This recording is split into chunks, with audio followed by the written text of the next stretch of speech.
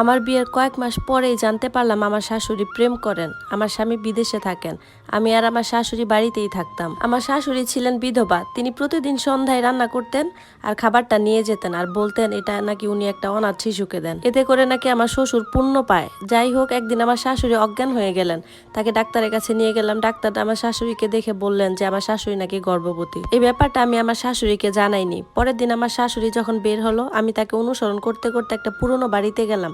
দরজা খুলতেই যেটা দেখলাম সেটা দেখে তো আমার হুশ উড়ে গেল, কারণ আমার শাশুড়ি, আমি আমার মামার বাড়িতে থাকতাম, আমার জন্য আসা প্রথম সম্বন্ধটাকে আমার মামা হ্যাঁ বলে দেয়। আমাকে কোনো মতো বিয়ে দিয়ে বাড়ি থেকে বের করতে পারলেই বাঁচেন, যেহেতু উনারও মেয়ে ছিল, ওদেরকেও বিয়ের বন্দোবস্ত করতে হবে, এজন্য যত দ্রুত সম্ভব আমাকে বাড়ি থেকে বিয়ের ব্যবস্থা করলেন। আমি দেখতে তার মেয়েদের থেকে অনেক বেশি সুন্দরী ছিলাম, যার কারণে মামি সবসময় ভয় পেত যদি সবচেয়ে ভালো সম্বন্ধটাই আমার জন্য আসে।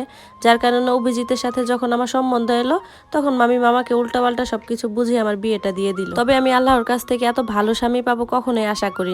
আমার স্বামী খুব বেশি ধনী ছিল না, বিয়ের পরে পরে অর্থের অভাবের মুখোমুখি হয়। আমাদের বিয়ের সময় অনেকগুলো টাকা খরচ হয়। আমার স্বামী বিয়েতে অনুষ্ঠান করার জন্য অনেকগুলো টাকা ঋণ নিছেন, যার কারণে ওনাকে বিদেশে যেতে হয়েছে, যাতে তিনি কিছু টাকা উপার্জন করে ঋণটাও শোধ করতে পারে, আবার সংসারটাও ভালোভাবে চলে। তার কাগজপত্র ইতিমধ্যে তৈরি হয়ে গেছে। আমার বিয়ের মাত্র 2 মাস হয়ে গেছে, যেখানে আমার স্বামী আমাকে রেখে দুবাই চলে গেছে। আমি আমার স্বামীর সাথে খুব ভালো একটা সময় কাটানোর সময় পাইনি। অভিজিৎ আমাকে বলেছিল যে আমি খুব দ্রুতই চলে আসবো, একটু ধৈর্য ধরো, টাকার সমস্যা তো অনেক বেশি, শুধু ঋণগুলো পরিশোধই নয়, আমি ভাবছি একটা বাড়িও বানাবো, কারণ এই মুহূর্তে আমরা একটা ভাড়া বাড়িতে থাকি। তুমি কি চাও না আমাদের নিজেদের একটা বাড়ি হোক?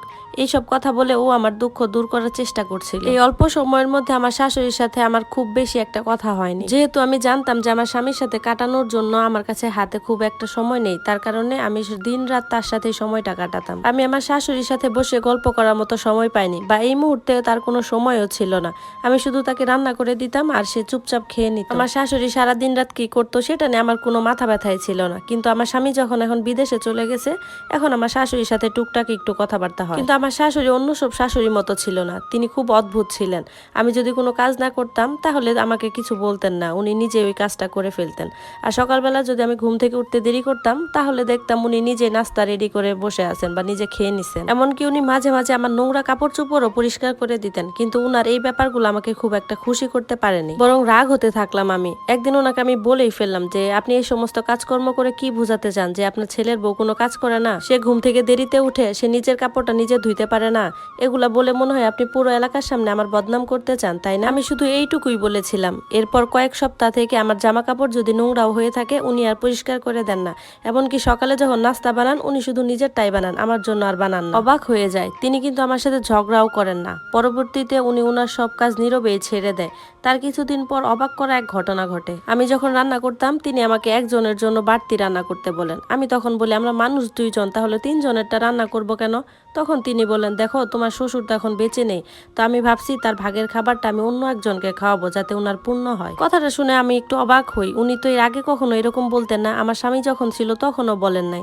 তবে উনি কিন্তু কখনো দিনের খাবার দিতেন না, সবসময় রাতের খাবারটাই দিতেন। আমার মনে অনেক প্রশ্ন জাগতে থাকে, কিন্তু আমি ওনাকে আর ওইরকম কোনো প্রশ্ন করিনি। তবে ভাবছিলাম হয়তোবা তিনি ওই খাবারটা আগে থেকে দিতে থাকে। আমি আমার স্বামীর প্রতি নিমগ্ন ছিলাম, যার কারণে এই ব্যাপারটা কখনোই খেয়াল করিনি যে তিনি একজন দারিদ্র ব্যক্তিকে খাবার দেন। এই ব্যাপারটা আমার খুবই ভালো লাগছে উনি যে কাজটা করতেছিলেন। আমার শ্বশুর 2 বছর আগেই মারা যান, আর আমার শাশুড়ি তার আত্মার শান্তির জন্য একজন দরিদ্র মানুষকে খাবার দিচ্ছেন।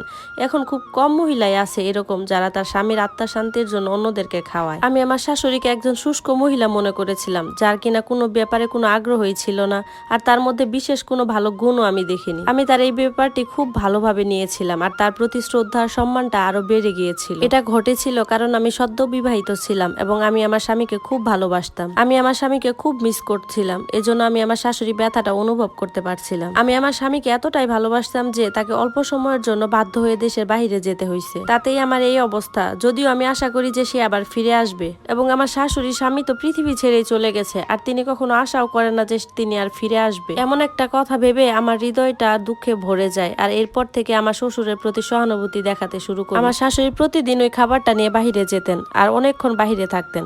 আমার যদি ঘুম পেত তারপর আমি ঘুমাতে পারতাম না, কারণ উনি আসার পর দরজাটা আমাকেই খুলতে হতো। একদিন আমি মন খারাপ করে আমার শাশুড়িকে বললাম, আপনি যদি খাবার দিতেই যান তাহলে এত দেরি করে কেন যান, আর একটু তাড়াতাড়ি ফিরলেই তো পারেন, কারণ আমার তো সকাল সকাল ঘুমাতে হয়, যাতে সকালে আমার স্বামীর সাথে কথা বলতে পারি।